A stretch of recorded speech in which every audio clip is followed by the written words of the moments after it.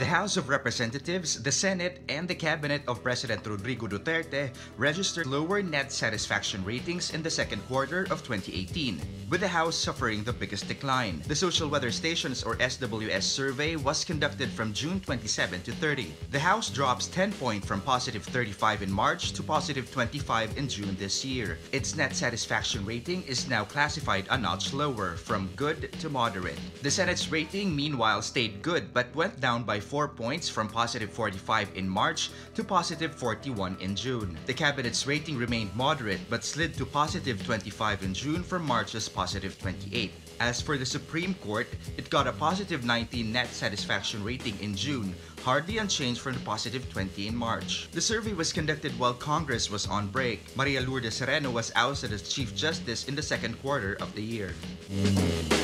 Vice President Leni Robredo criticizes President Rodrigo Duterte for pitting human rights against human lives in his Third State of the Nation Address or SONA. Robredo, a longtime human rights lawyer, says Duterte's statement was a blatant untruth and a false and misleading dichotomy. But we all know that even the most casual student of human rights will recognize this statement for what it is, a false and misleading dichotomy.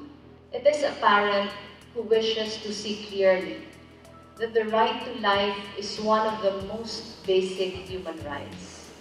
We fight for human rights precisely because we value human lives. Robredo also challenges human rights advocates. To make human rights relevant, she says they should learn to speak the language of the man or woman on the street. She says human rights should not remain a vague academic idea for Filipinos. Robredo then calls the government's anti-illegal drug campaign a battlefield with no end in sight. We have had a long history of bloody struggles in very dark times, and I refuse to believe that we suffered them for nothing.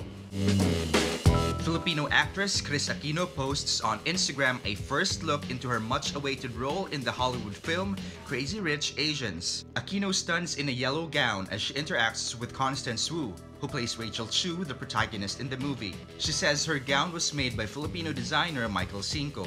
Aquino says she hopes to get a medical clearance to attend the film's world premiere in Los Angeles on August 7. Crazy Rich Asians will open in the Philippines on August 22.